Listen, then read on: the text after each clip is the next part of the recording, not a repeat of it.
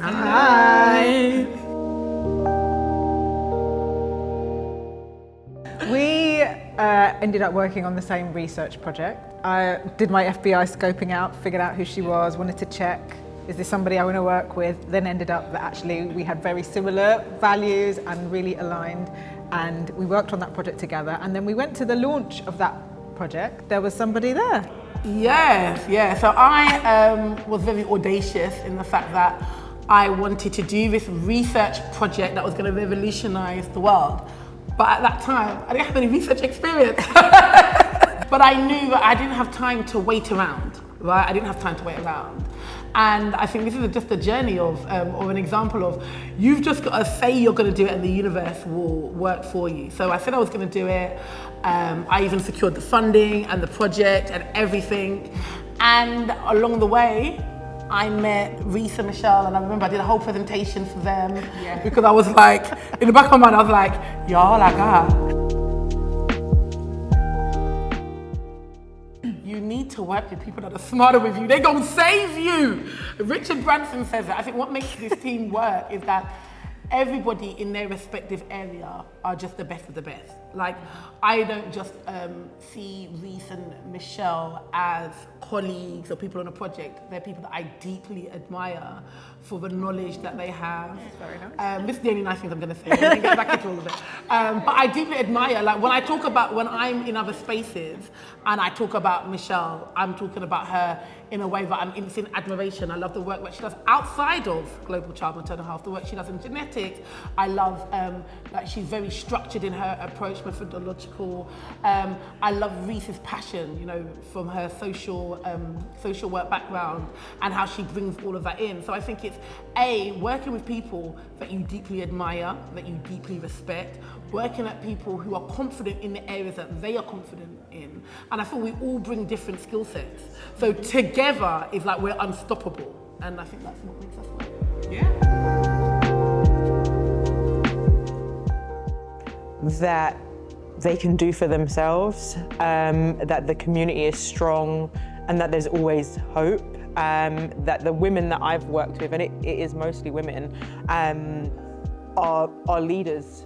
They are change makers, and yeah, they need support, but it's only our role to support. It isn't our role to take over from them. They have the power, they have what they need to go forward, and we can just provide an infrastructure for them.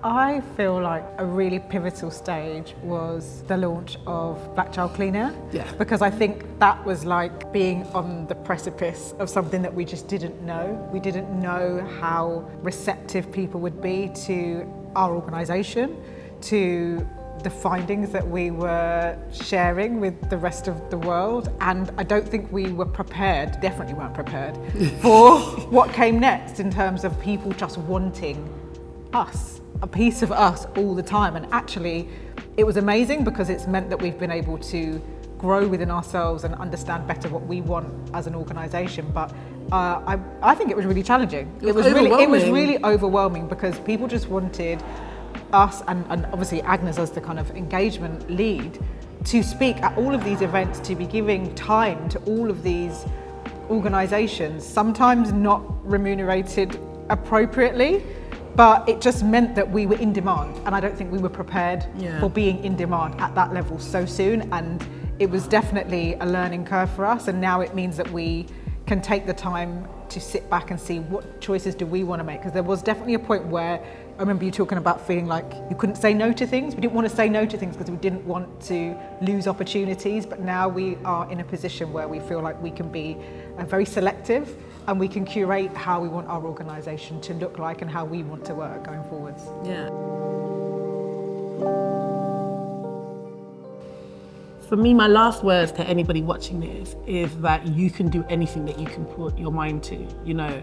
I love the work that I do, but beyond that, I would love to be an example to women, to mothers, that if you've got an idea in your mind, if you want to see the change, sometimes we're waiting for somebody else to come and save us.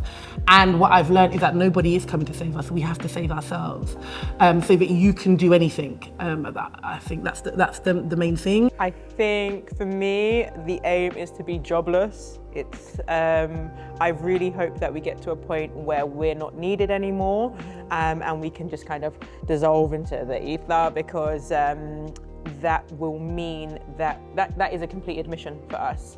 And that will mean that we have alleviated the suffering of Black women and children entirely. Yeah. So good luck to us. That is a huge mission, and obviously it is our mission, but I wonder kind of in the long term, but in the shorter term, if it means that we kind of done what we want to do by supporting a lot of the community organisations that we hope to support, and that they are sustainable, and that actually we don't have to do that much because we've helped them and given them, I guess, the added tools that they might need to advocate for the families that they are trying to support. So we don't need to be so heavily involved because these organisations themselves are sustainable. Sky, I love you.